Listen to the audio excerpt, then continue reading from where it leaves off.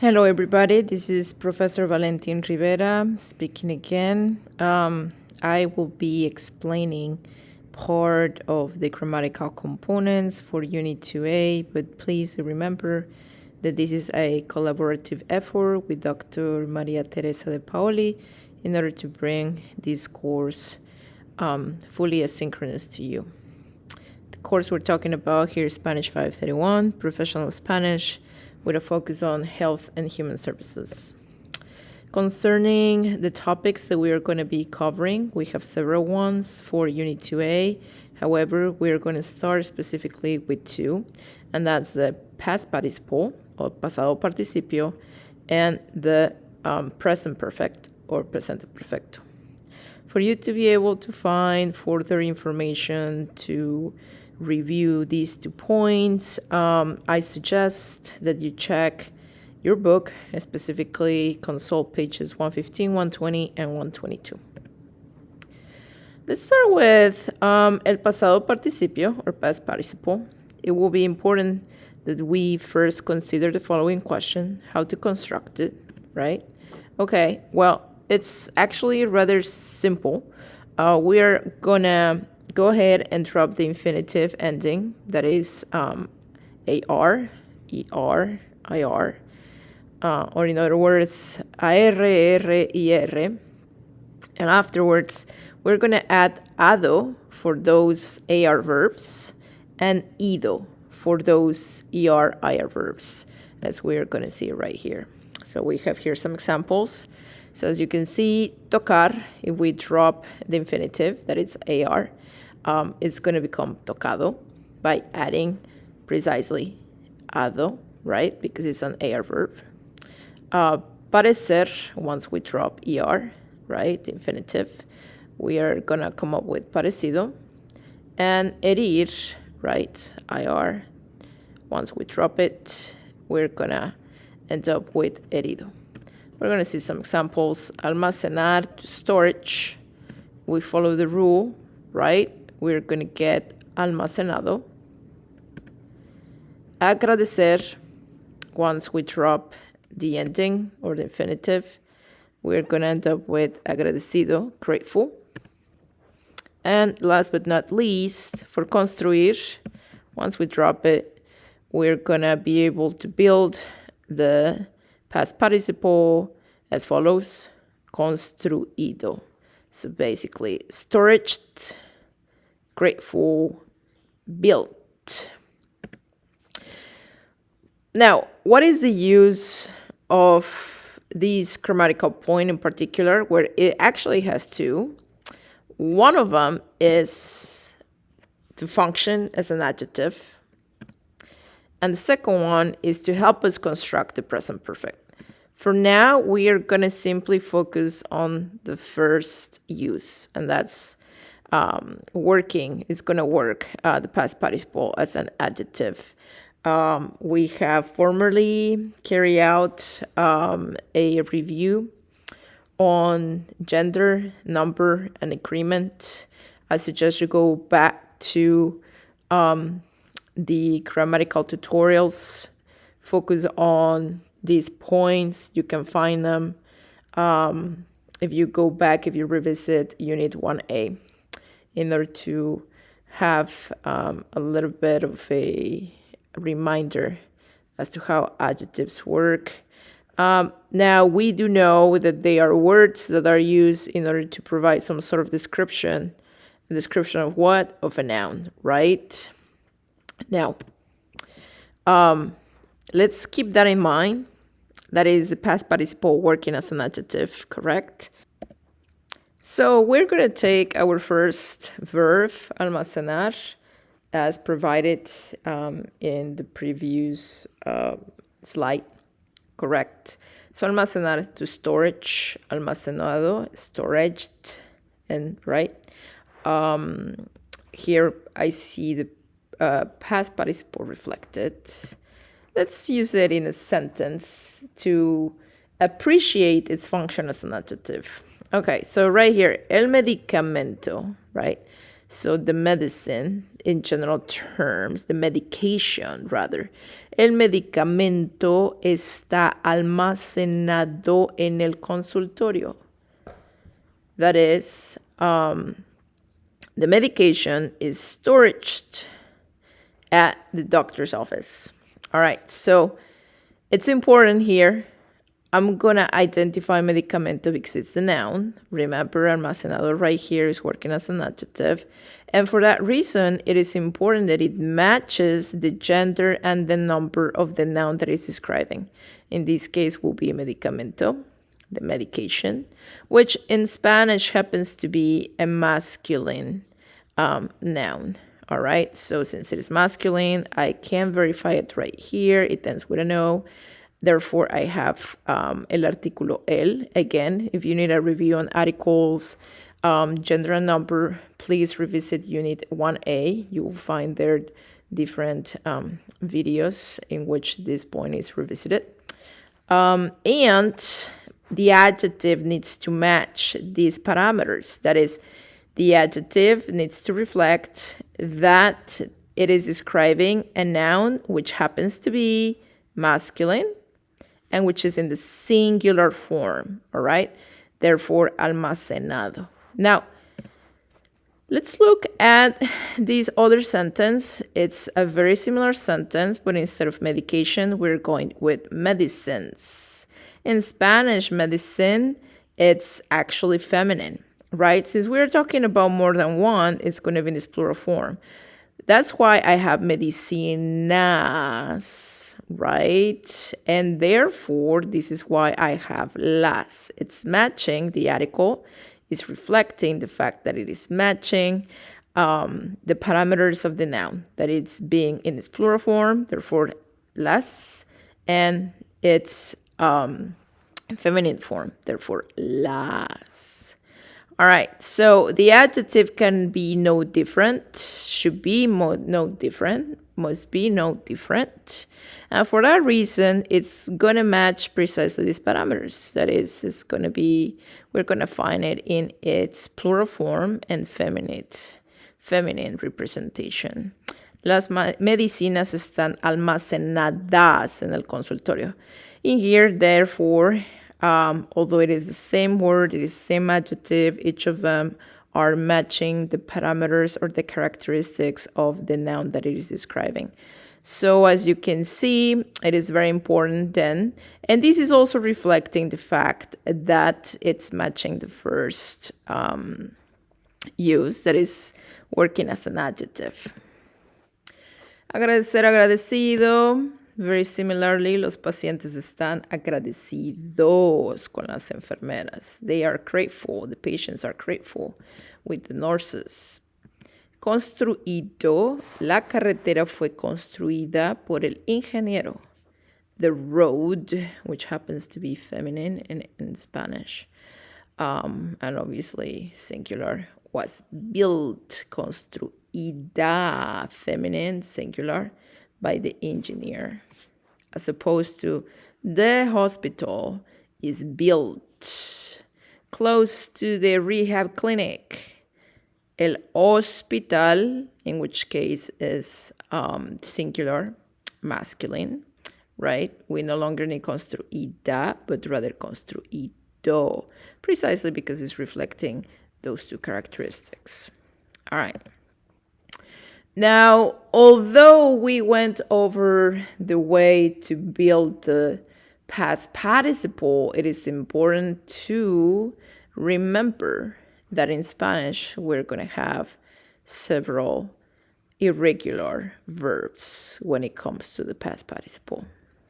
So the logic and the rule, if we follow it, will dictate that for abrir will be abrido, cubrir, cubrido, decir, decido. However, that's not the case because they are irregular and we need to remember them and learn them as such. Therefore, instead of abrido, we have abierto, cubierto, dicho, escrito, frito, freído. Actually, both are acceptable. Hecho, ido, muerto, puesto, visto, vuelto, and resuelto. Here we have a continuation.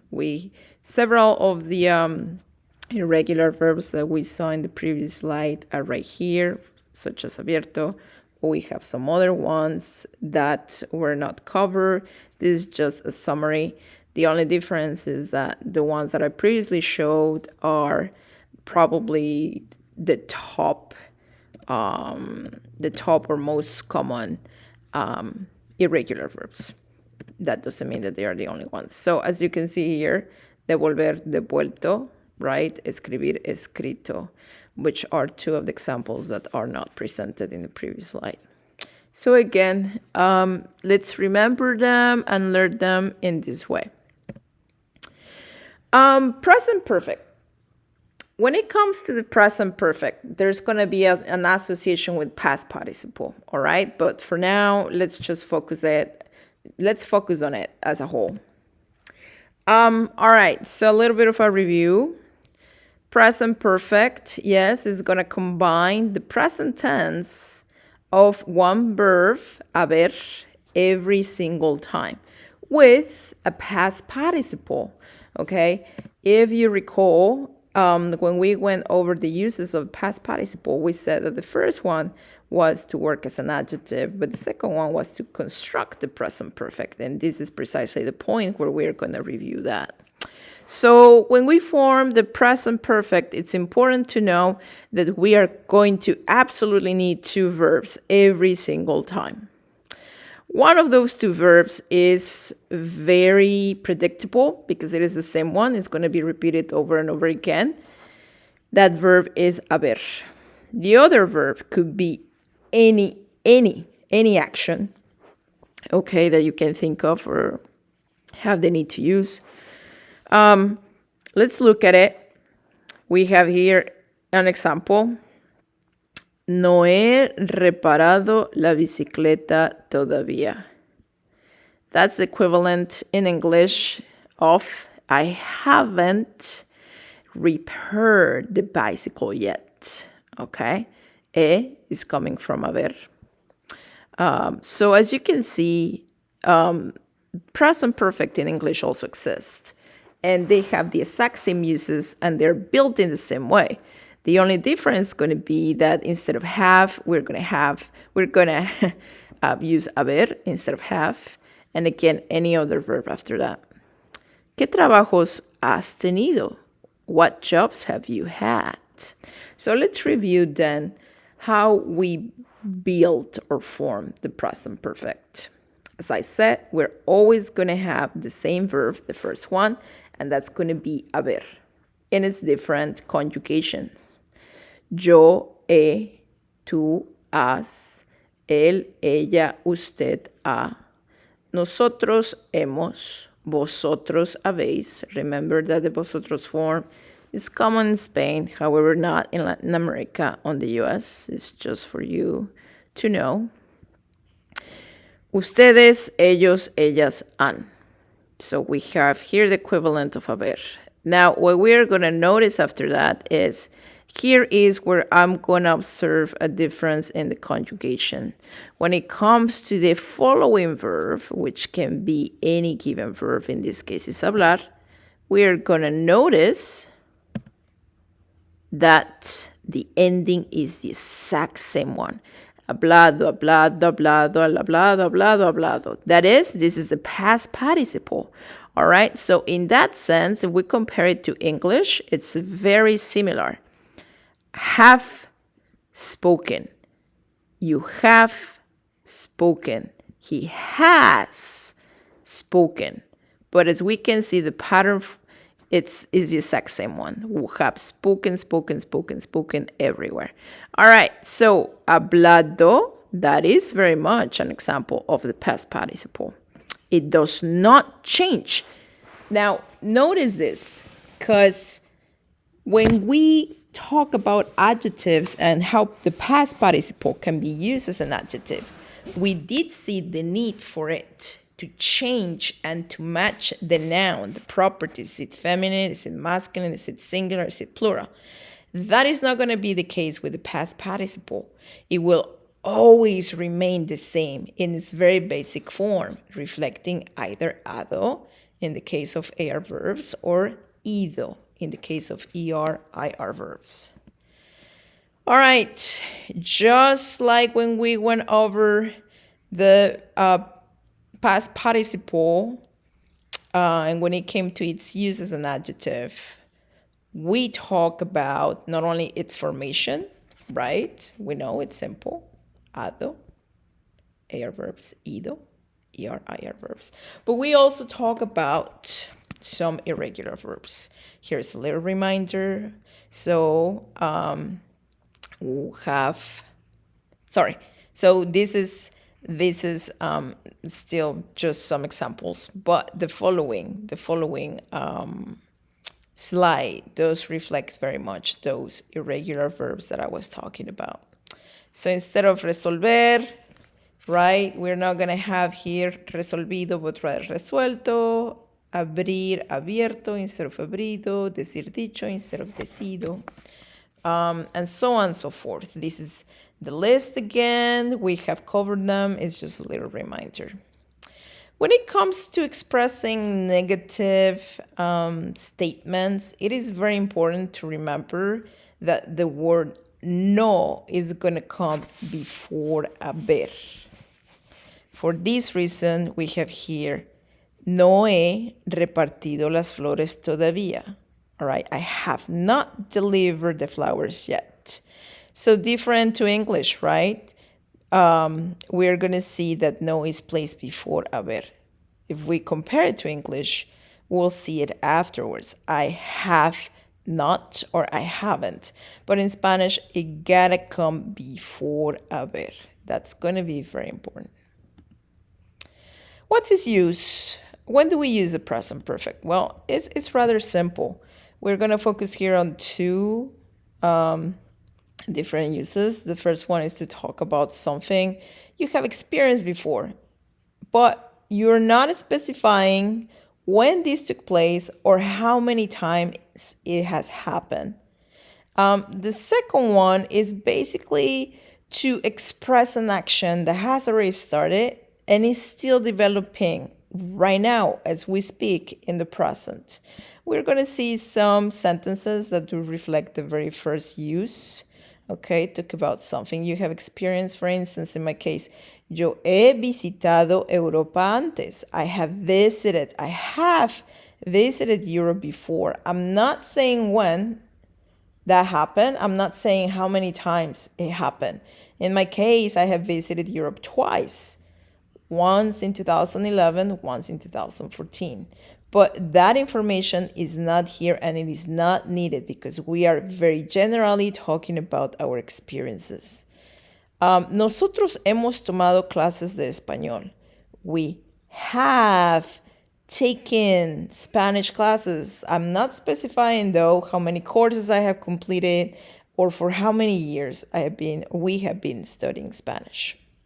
Mi hermana ha tomado clases de portugués. Again, it's a very similar idea, but instead of saying taking Spanish classes here, we are talking about taking Portuguese classes. And the reason why I wanted to use again the same verb is for you to see that since it is an AR verb, tomar, it will not change in its conjugation whether I am talking about us, nosotros, me, and another group of people, or talking about mi hermana, my sister, okay? What is going to change in here only is the conjugation for haber. Hemos, which matches nosotros, a, which matches the ella form because I'm talking about my sister. Now, when it comes to the second use, talk about an action that has already started, but keeps taking place, all right? So it hasn't ended yet. We have this sentence right here. Lucrecia y sus hijos han vivido en California por 2 años. Lucrecia and his kids have lived in California for 2 years. So that means that sometime, since it is right now 2023, sometime in 2021, they did move to California, right? And that is still very much the case. So again, we can see, right? We do understand that they are still living in California. We understand that that started 2 years ago, right? But we can also conclude that is still going on. All right. So that's basically it. I hope this information is very helpful. Thank you.